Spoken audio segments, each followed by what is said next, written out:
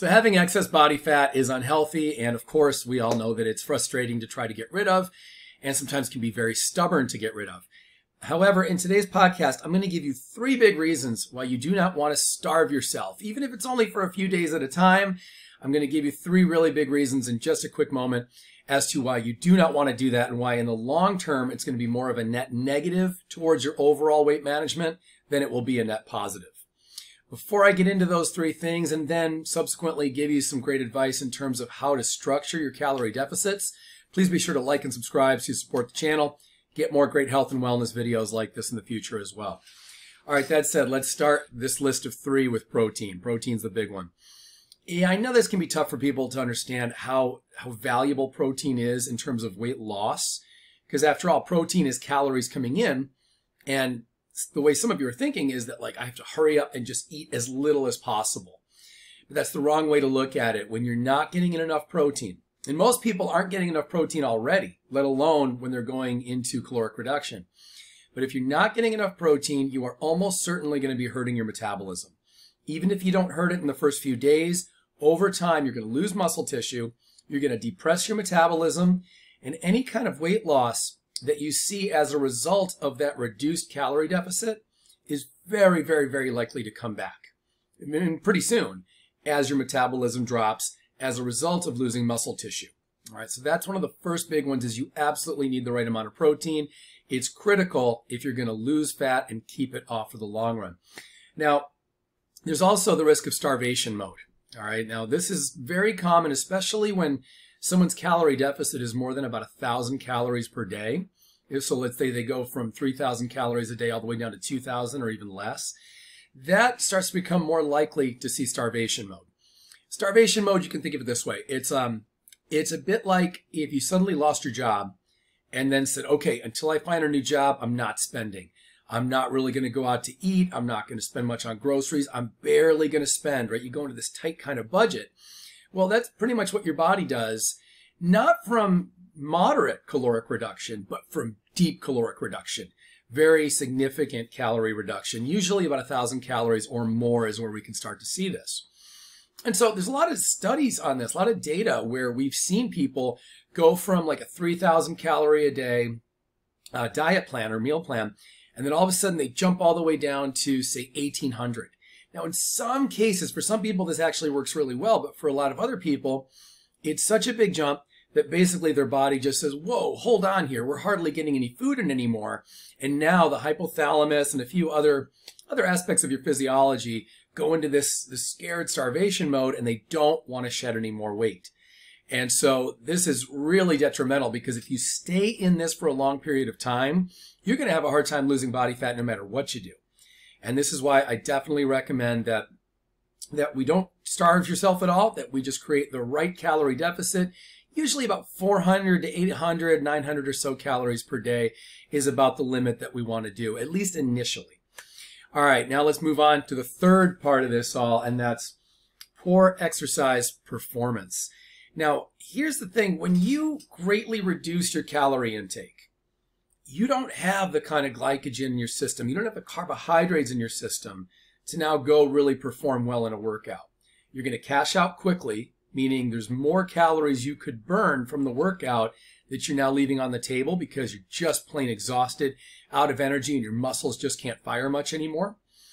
That's part of it. The other part of it is the injury prevention part of it all, and that's you're going to have a hard time preventing injury if your movements become sloppy, if your muscles aren't really contracting effectively.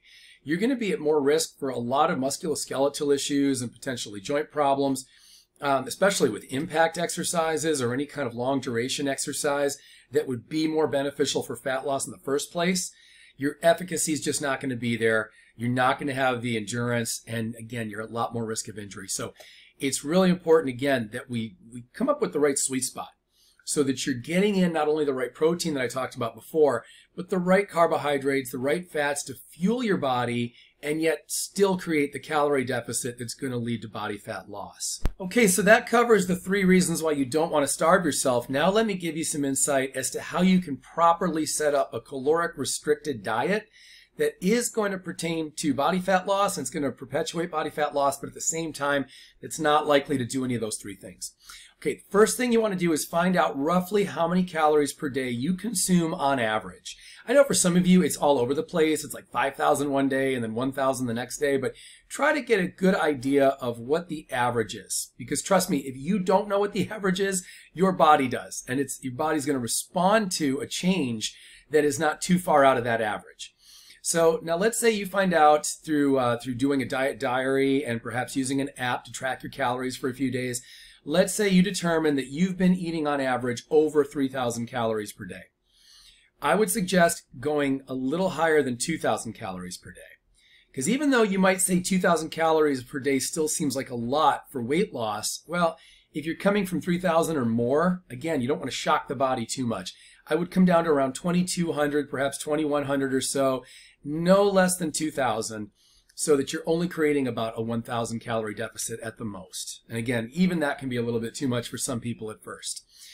Now, if you're someone who finds out that your current calorie intake is only around 2,000, then I would drop down to about 12 to 1,300. Don't go any lower than 1,200. For most people, if you're only consuming around 2,000 calories per day right now, dropping under 1,200 is just a really bad idea. And in general, it's usually not something that we recommend. Partially because it's going to be really difficult then to get enough protein and enough total calories and carbohydrate. But also it's really not sustainable for very long anyway. And so you're going to be more likely to just see more ups and downs in your calorie intake and your metabolism and your energy levels. And it's not conducive to weight loss. All right. Now, if you're someone who's only eating like 1,500 calories a day, and I know this is particularly frustrating if you're eating that little per day, and you still have body fat to lose and you've been struggling with it, well, you certainly don't want to drop under 1,200. So therefore, you're not really going to create a whole lot of calorie restriction from food change, from lessening your food intake. So what I recommend there is we simply want to have more of a calorie deficit from exercise, because you're already near the floor in terms of what you're eating, in terms of total calories coming in. But you can still burn off more through exercise. So this is where you want to slowly increase your cardiovascular exercise, potentially your strength exercise as well. Make your workouts last slightly longer, just a few more minutes one day, a few more minutes the next day, and gradually work them up so that your total calories being burned and going out become higher without going any less than about 1,400 calories that you have coming in. So anyway, everybody, I hope that's helpful. Please do keep in mind, every one of you is going to have very different, unique needs. And a video like this can only be so helpful. It's a starting point. So feel free to reach out to me in the comments or through my website. My website is in the description. And you can reach out to me there, and then we can talk on a more personalized level and figure out what's going to be the real optimal next step for you and your weight management. All right, everybody, as always, I look forward to the next video and to your health and your wellness success.